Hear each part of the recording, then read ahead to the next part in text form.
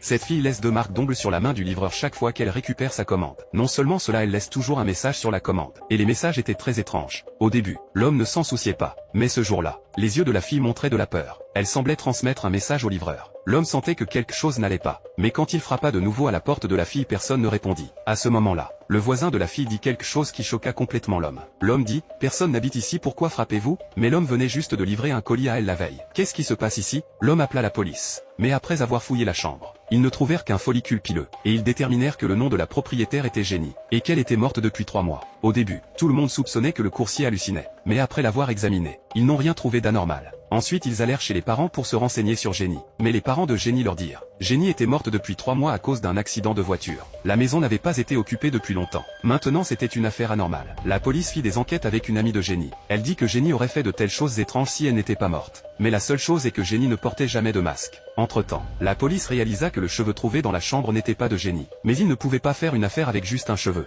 Afin de trouver plus d'indices, ils retournèrent chez Jenny. Ils trouvèrent quelques masques dans le tiroir. Après les avoir examinés, la police trouva un masque avec des empreintes digitales dessus. Ensuite il appliqua une poudre magnétique sur l'empreinte. Puis il arracha l'empreinte avec un ruban transparent. Maintenant avec l'empreinte comme preuve, l'affaire peut être développée davantage. Ensuite la police frappa à la porte de la chambre voisine. Il y avait une vieille dame à l'intérieur. La police lui demanda si elle connaissait la fille d'Accent grave côté. Mais la vieille dame lui dit que la fille avait sauvé sa vie la semaine dernière. Le policier pensait que la vieille dame se trompait. Il sortit la photo de son téléphone portable et la lui montra. Après l'avoir lue, la vieille dame dit que c'était elle. Le policier était très surpris. Jenny était morte depuis des mois. Comment pourrait-elle aider la vieille dame? Ils retournèrent dans la chambre de Jenny pour enquêter à nouveau. Puis l'un des policiers ouvrit involontairement les rideaux. Ils trouvèrent un gros indice.